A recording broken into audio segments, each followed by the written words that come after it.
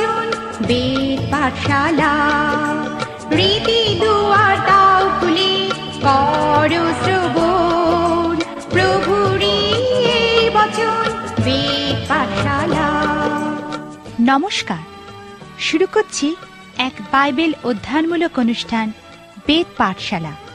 এই অনুষ্ঠানের মাধ্যমে আপনি জানতে পারবেন ঈশ্বরের বাক্য পবিত্র বাইবেলের নিগূঢ় তত্ত্ব।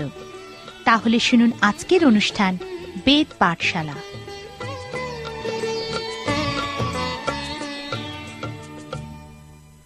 প্রিয় শ্রোতা বন্ধু, বেদ পাঠশালা অনুষ্ঠানে আপনাকে স্বাগত জানাই।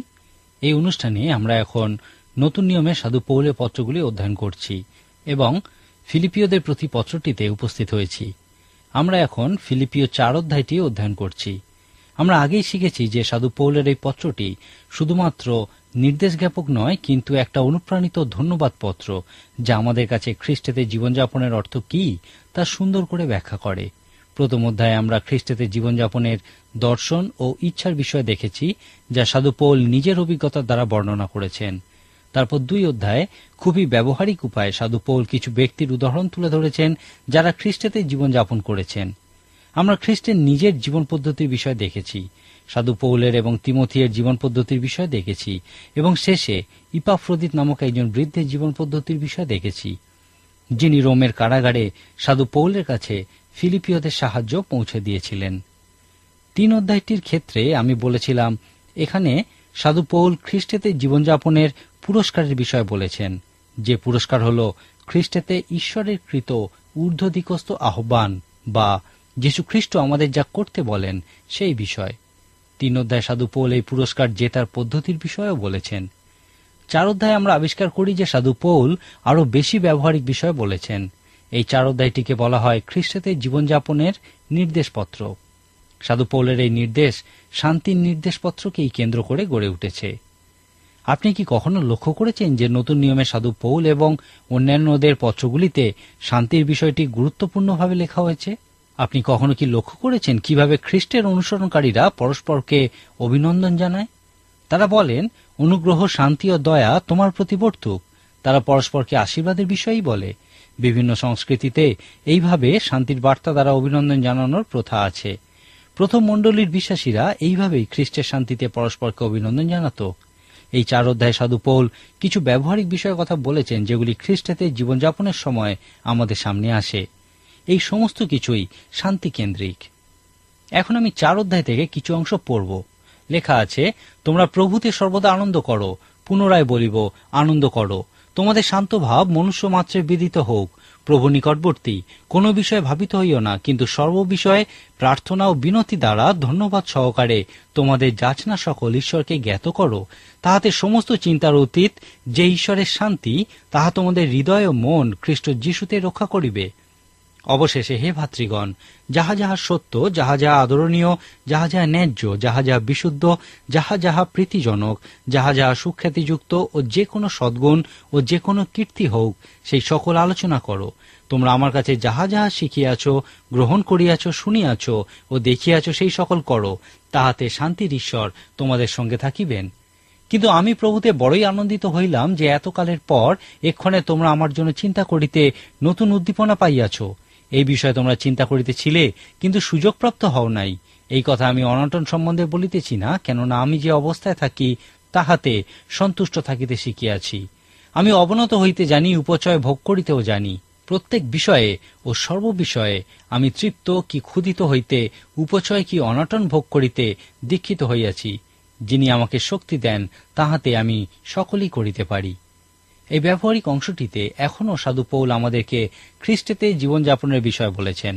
খ্রিস্টেতে জীবনযাপনের ক্ষেত্রে তিনি আমাদেরকে একটা নির্দেশপত্র দিয়েছেন। তিনি শান্তিকে কেন্দ্র করেই খ্রিস্টেতে জীবনযাপনের শিক্ষা দিয়েছেন। এখন তিনি বলছেন কিভাবে আমরা ঈশ্বরের শান্তি লাভ করতে পারি। ঈশ্বরের শান্তি শর্ত সাপেক্ষে লাভ করা যায়। পুরাতন নিয়মে যিশাইয় 26 অধ্যায় 3 পদে লেখা আছে, যাহার মন তোমাতে সুস্থির, তুমি তাহাকে শান্তিতে শান্তিতেই রাখিবে, কেননা তোমাতেই তাহার নির্ভর। এক্ষেত্রে আমরা 2টি শর্তের বিষয় দেখতে পাই। যদি আপনি আপনার মন ঈশ্বরে স্থির রাখেন এবং যদি ঈশ্বরের উপর নির্ভর করেন, তাহলে আপনি ঈশ্বরের শান্তি লাভ করবেন। ঈশ্বরের এই শান্তি লাভ করার জন্য আপনাকে অবশ্যই এই শর্তগুলি পূর্ণ করতে হবে। পবিত্র শাস্ত্রের প্রসঙ্গে যখন আমরা শান্তির বিষয়ে বলি, তখন আমাদের কিছু পার্থক্য তৈরি করতে হয়। প্রথমত, পবিত্র শাস্ত্র কখনোই জগতে শান্তির বিষয় বলে না। সুসমাচার অধ্যয়ন করার সময় আমরা দেখেছিলাম যে যীশু খ্রিস্ট কখনোই জগতে শান্তির বিষয়ে প্রতিজ্ঞা করেননি। প্রকৃত ঘটনা হল তিনি ঠিক বিপরীত প্রতিজ্ঞা করেছিলেন। মথলিখিত সুসমাচারে আমরা দেখেছি যীশু খ্রিস্ট বলেছিলেন, আমি শান্তি দিতে আসি নাই, কিন্তু খড়গ দিতে আসিয়াছি, কেননা আমি পিতার সহিত পুত্রের, মাতার সহিত কন্যার এবং শাশুড়ির সহিত বধূর বিচ্ছেদ জন্মাইতে আসিয়াছি। মণ্ডলীর 2000 বছরের ইতিহাসে এই বিষয়টাকে আমরা সত্য হতে দেখি। এখানে দেখি অন্য যে কোনো বিষয়ের তুলনায় যীশুখ্রিস্টের নামেই সব থেকে বেশি রক্ত ঝরেছে। লোকলিখিত সুসমাচারের 2:14 প্রকৃতপক্ষে বলে যে পৃথিবীতে তাহার প্রীতির পাত্রদের মধ্যে শান্তি। এই শান্তি জগতের নয়, কিন্তু এই শান্তি শুধুমাত্র তাদেরই হৃদয়ে মনে থাকবে যারা যীশুখ্রিস্টের প্রীতির পাত্র।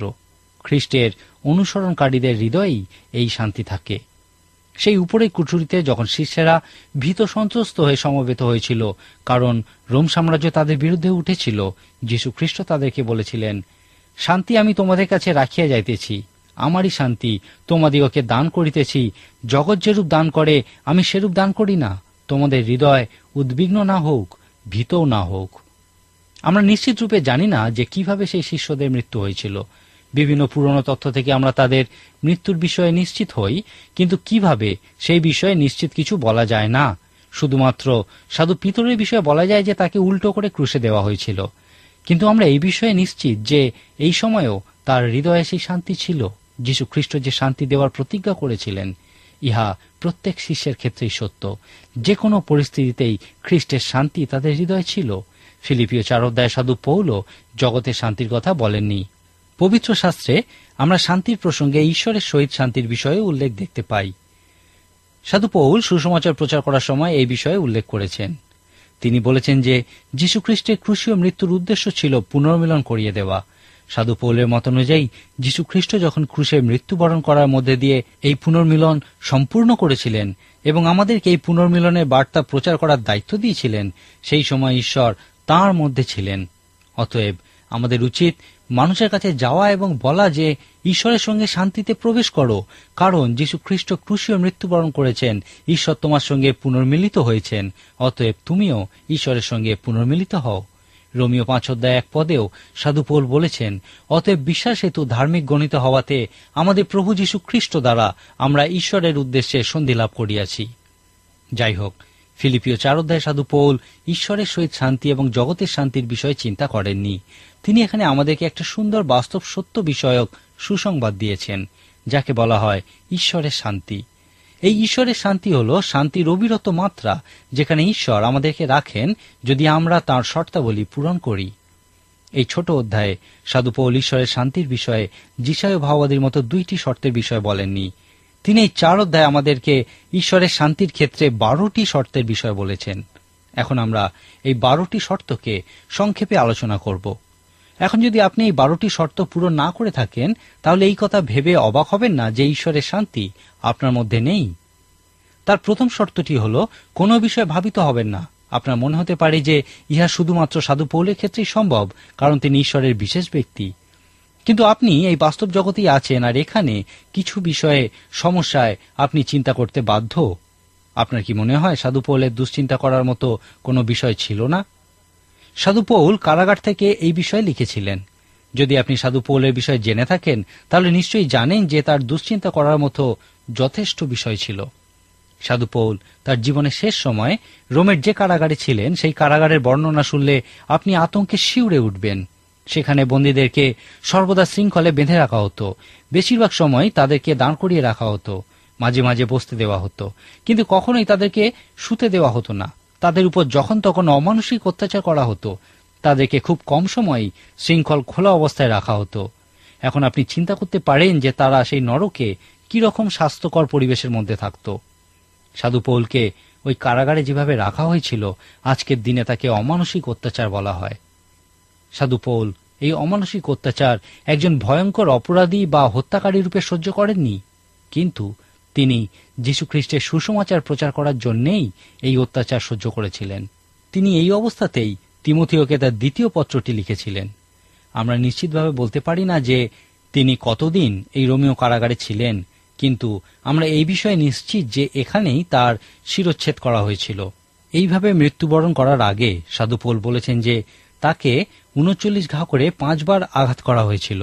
সেই সময় একথা বিশ্বাস করা হতো যে কোনো বন্দী 40 ঘা আঘাত একসাথে সহ্য করতে পারবে না, মারা যাবে। সেই জন্য সাধু পৌলকে 5 বার 39 আঘাত করা হয়েছিল। তারপর বলেছেন 3 বার তাকে বেত্রাঘাত করা হয়েছিল। আজকের দিনেও এই ধরনের শাস্তি আমরা কয়েক জায়গায় দেখতে পাই। তিনি আরও বলেছেন যে তাকে পাথর মারা হয়েছিল, তিনি নৌকাডুবির মধ্যে পড়েছিলেন, ডাকাতের হাতে পড়েছিলেন। এইভাবে তিনি খুবই ভয়ঙ্কর শক্ত জীবনযাপন করেছিলেন। কিন্তু এই সমস্ত কিছু সত্ত্বেও তিনি ঈশ্বরের শান্তি লাভ করার প্রথম শর্তরূপে বলেছেন, কোনো বিষয়ে ভাবিত হইও না।